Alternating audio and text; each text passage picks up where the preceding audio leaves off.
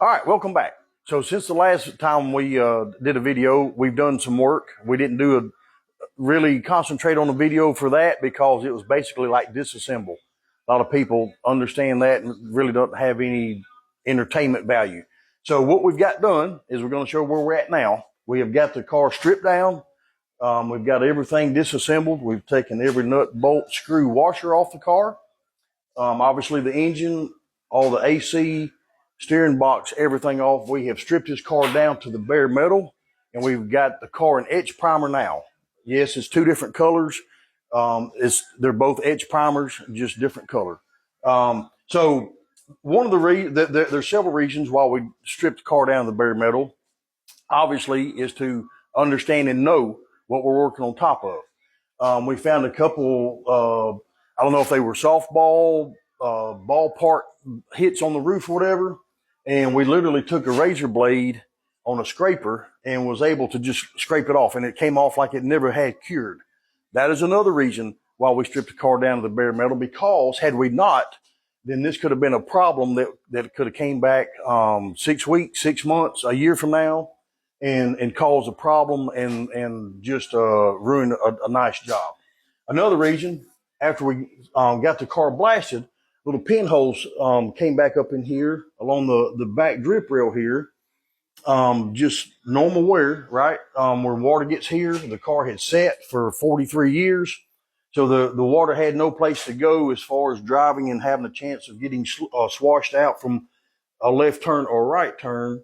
And so it just sit there and ate some pinholes in that. We've got them welded them up from the back side.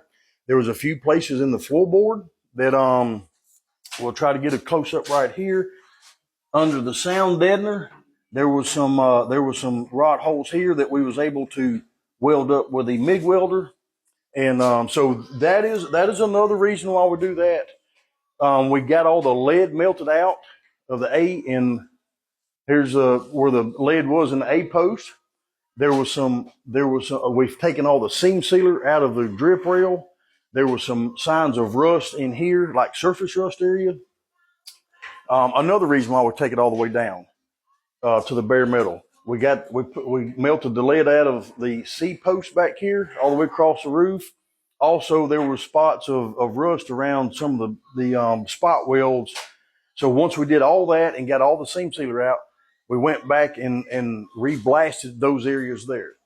So in the trunk area, as you can see, all the seam sealer is out. We've got to re-clean the car and try to get the rest of this glass out of the car from our blasting.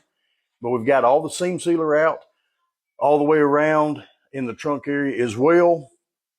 And so we are, again, we do this so we know what we've got to work on.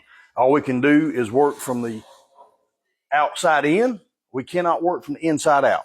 So a lot of people, want to make comments, ask, well, why don't you dip the car, so forth, so on. That's a whole nother story. It's not something I'm interested in because of the fact of once all that you chemical dip this, you eat all the sealer and whatever that the factory put in between the welds and panels. We can't get back in there to them. So all that does is leave bare metal for rust to come back into. So if we had, in a perfect world, if we had a chemical tank, we could dip in and strip it down to the bare metal, and then another tank of primer that we could dip in and get everything covered or have a coating on it. We might do that. But as you can see, here we got the bottom side. We've got all the undercoating, all the seam sealer that was along the trunk or the floor pan here. We've got all the seam sealer scraped out. We've got everything blasted. We've got everything nice and down to the bare metal. And we've got it etched primed as well. Got all the ugly, the grease and all that stuff gone. And so we're getting ready to start back on the next process. Here's another reason why we strip it down. This was inside the toe board, if you will. Up under the sound deadener, there was a little spot. There was a little rust hole here. We welded that up. We'll get that finished off, and it will be fine there.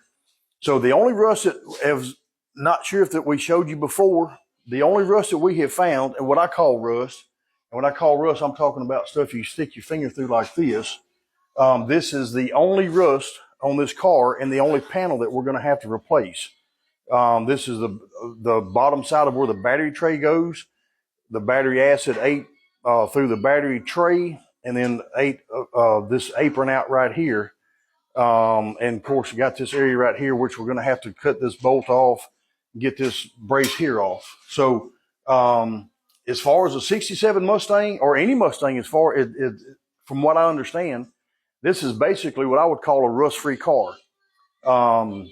So anyway, that's where we're at on this. Apologize again for leaving you guys. I think the last video was the steering column removal.